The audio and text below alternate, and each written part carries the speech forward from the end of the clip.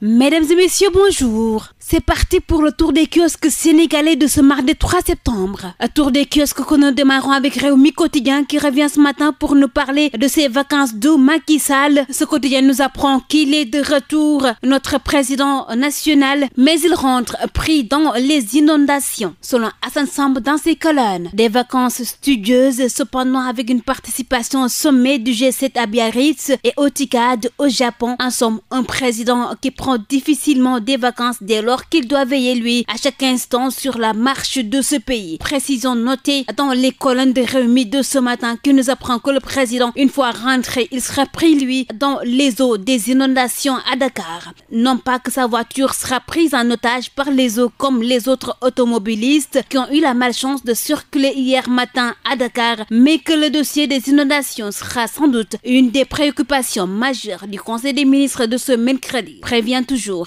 Rewmi Quotidien. Un quotidien qui nous signale que des mesures avaient pourtant été prises pour faire face à ces situations d'urgence, notamment avec le programme décennal de gestion des inondations mis sur pied pour la période 2012-2022. Et malheureusement, selon toujours Rewmi Quotidien, ces ouvrages et autres initiatives de ce genre à Dakar et ailleurs dans des localités en tout cas ciblées comme Touba ne vont pas suffire à lutter définitivement contre ce phénomène d'inondation et ses conséquences. Et Source A, qui parle également du président Sall et de son gouvernement, nous fait part ce matin de ces ajustements à la place d'un remaniement en profondeur. Les départements ciblés, Source A nous en parle ce matin avec cette réaction du président Sall, le premier des Sénégalais, et soutient dans ce quotidien qu'aucun mouvement ne sera toléré dans le parti en France. Et si des ministres ou des cadres du parti de l'APR ont des ambitions, ils n'ont qu'à attendre la fin de son mandat pour se manifester, selon le président Sall dans Source A. Et la Tribune parle également de cette succession de Macky Sall en 2024 et voit déjà les problèmes qui ont déjà commencé. Et pendant ce temps, l'As Quotidien nous parle de cette crise de confiance qui mine aujourd'hui l'opposition. Comment le dialogue national a déstructuré l'opposition? L'As Quotidien nous en parle ce matin en nous signalant que le chef de l'État avait pourtant pour objectif de réunir toutes les forces vives de la nation le jour du dialogue, les politiciens notamment, pour trouver un consensus sur les questions politiques et électorales. Mais aujourd'hui, on se rend compte que ces concertations nationales ont divisé ou impacté en tout cas le fonctionnement de différents états-majors politiques, selon l'As Quotidien. Et le témoin de son côté évoque cette crise au sein du PUR. Le professeur Issa Sall, il est poussé à créer son propre parti, selon ce quotidien qui nous révèle que ses partisans, ils veulent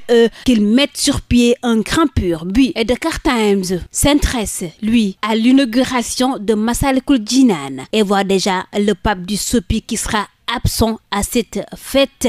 Karim Wade, il semble éviter que son père croise Macky à Massalikul Jinane, selon Dakar Times, qui nous signale que les informations persistantes circulent depuis quelques temps et elles portent sur l'absence annoncée du président Abdoulaye Wade à cette inauguration de la mosquée Massalikul Jinane de Dakar. Et il semble que c'est la volonté de son fils Karim, lui qui ne voudrait pas que son père croise le président Sall, mais l'absence du pape du Sopi à cette grande fête du mouridisme et de l'islam serait une grosse erreur, selon toujours Dakar Times. Autre sujet traité par les journaux de ce matin, c'est bien sûr ces séries d'accidents, les routes sénégalaises qui continuent de faire des morts. Revenant d'un Rewmi Quotidien, l'on nous apprend qu'un bus a dérapé hier à Thiadiaye et a fait 5 morts. Ce quotidien qui revient également sur le patron de TSE, Cheikh Amar. Imaginez-vous qu'il a frôlé la mort, selon Rewmi Quotidien, puisqu'il a été victime d'un accident de la route hier sur l'autoroute Ila Touba. Cheikh Amar qui a été victime de cet accident. L'homme d'affaires se rendait à Touba, selon Rewmi Quotidien, pour les besoins du Magal de Serigne Abdou Khadre qui sera célébré ce mardi. Et l'accident s'est produit entre Diourbel et Touba et le patron de TSE qui aurait eu des blessures sérieuses a été évacué vers une structure sanitaire de Touba. Mais Vox Populi nous apprend de son côté que le patron de TSE s'en est sorti seulement avec une fracture à la jambe et une blessure à l'épaule. Son véhicule Range Rover Rover a fait plusieurs tonneaux sur l'autoroute à péage à hauteur de Diourbel après avoir perdu un pneu. Libération, ce qui l'intéresse ce matin, ce quotidien, ce sont ces rebondissements dans l'affaire de piratage bancaire sur l'axe Abidjan-Dakar. Ce quotidien nous apprend à une que la CENTIF a retracé 2,3 milliards de francs CFA de l'argent volé. Le parquet ouvre encore une information judiciaire et vise même 19 hommes d'affaires et des sociétés dakaroises. Et l'observateur, pendant ce temps, parle de cette tontine foncière des pontes de l'État. C'est dans cette affaire du titre foncier 849R attribué à l'ISRA. Elle a retenu votre souffle car, selon ce quotidien, des ministres,